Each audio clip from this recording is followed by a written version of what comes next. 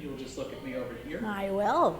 And can you say your name? It's Nheena, Weyer, Ittner, Nheena.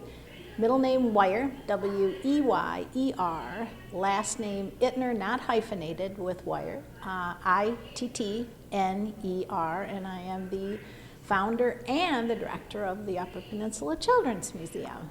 Okay. And I understand you are retiring this year. How long have you been here at the museum? Well, I am the founder of the Children's Museum, so I have been here since the very, very beginning. And we started this project actually dreaming about it in 1987. We actually opened our doors in 1997. So I have been on this glorious journey since that time. And, during your time here, what has been the thing you remember the most from this museum? That's a really good question. What do I remember the most? There isn't just one small experience or big experience that I'm remembering. I should say, let me say. What do I remember the most? It's not probably the big experiences that I remember the most. It's just the little tiny people that I remember the most. The funny things that a little kid will say to me, or the thing a parent will say to me while they're walking through the museum. I guess those are the things that really touch me at my heart, I guess. Okay. And although there's a lot to remember, though. A lot. Crazy things. Lots of crazy things. And do you think with this museum, do you think you left an impact in the community building this thing and founding it? Yes, this was a huge group effort, a feat of thousands of people, but it became a treasure, and people at first had no clue what this children's museum was going to be about, not one clue.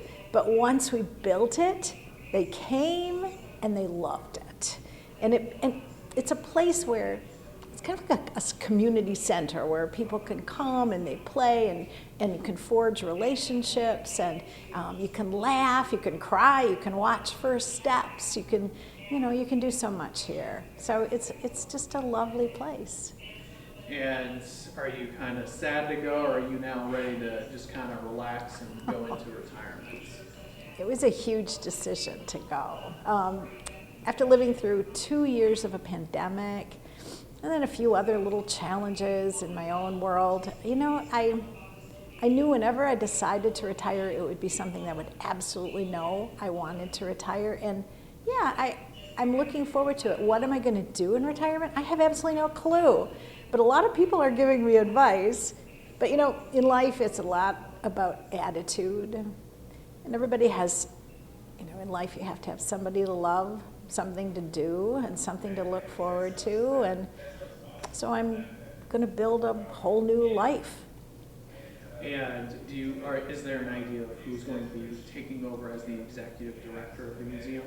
No, I have a wonderful board, and they're going to forge ahead, and they're going to kind of sniff out and different ideas and different people and talk to different people. And no, so we don't have anybody in mind, but it's going to be somebody wonderful. I guarantee it. Okay.